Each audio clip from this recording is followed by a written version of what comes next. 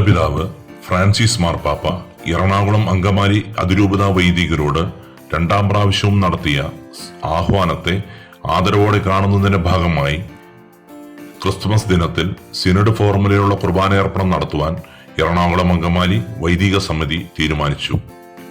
വർഷങ്ങളായി തങ്ങളെ കേൾക്കാതെയാണ് റോമിൽ നിന്നും തീരുമാനങ്ങൾ ഉണ്ടായതെങ്കിലും മാർപ്പാപ്പയുടെ പ്രതിനിധി ഇപ്രാവശ്യം സംഭാഷണത്തിന്റെ പാത സ്വീകരിച്ചതുകൊണ്ടും ഇപ്പോൾ വേദനയോടെയാണെങ്കിലും ക്രിസ്തുമസ് ദിനത്തിൽ സിനഡ് ഫോർമുല അനുസരിച്ച് കുർബാന ചൊല്ലാമെന്ന് ഐക്യകണ്ഠേന വൈദികർ തീരുമാനിച്ചു.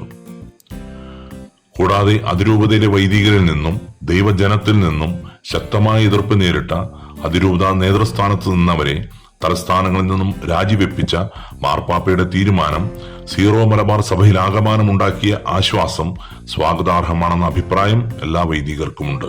ഇതോടെ ക്രിസ്തുമസ് ദിന കുർബാനയ്ക്കായി കഴിഞ്ഞ ഒരു വർഷക്കാലമായി അടച്ചിട്ടിരുന്ന കത്തീഡ്രൽ ബസിലിക്ക തുറക്കുവാനും സാധ്യത തെളിഞ്ഞു.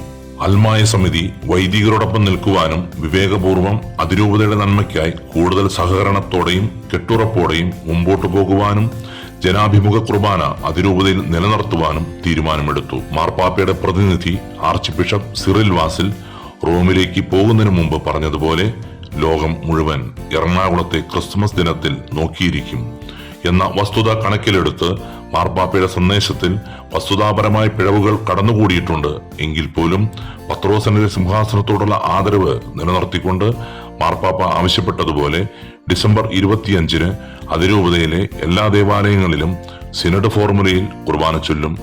എന്നാൽ ഏതു വിധേനയും പ്രകോപിപ്പിച്ച് തീരുമാനത്തിൽ നിന്നും വൈദികരെ മാറ്റുവാൻ യാഥാസ്ഥിതിക കൽതായ തീവ്ര നിലപാടുള്ളവർ ഇപ്പോൾ തന്നെ തീവ്ര ശ്രമം ആരംഭിച്ചിരിക്കുകയാണ്. എക്കാലത്തും അതിരൂപതയെ മാർപ്പാപ്പയെ അനുസരിക്കാത്തവർ എന്ന് മുദ്രകുത്തി എറണാകുളം അങ്കമാലി അതിരൂപതയെ ഇല്ലായ്മ ചെയ്യാൻ ഇവർ ഒരുക്കുന്ന കെണികളെപ്പറ്റി വിവേകവും ജാഗ്രതയുമുള്ളവരായിരിക്കണമെന്ന് അതിരൂപതയിലെ സീനിയർ വൈദികർ അഭിപ്രായപ്പെട്ടു.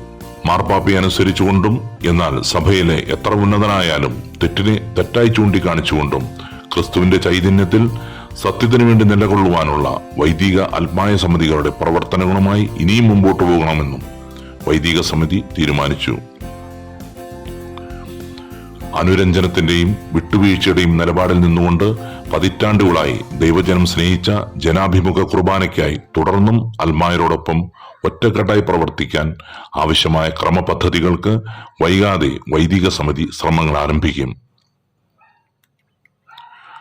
അങ്ങനെ ഇപ്രാവശ്യത്തെ ക്രിസ്തുമസ് സമാധാനത്തിന്റെയും ആനന്ദത്തിന്റെയും ഒരു ക്രിസ്തുമസ് ആകുവാനുള്ള സാധ്യതകളാണ് തെളിഞ്ഞിരിക്കുന്നത്.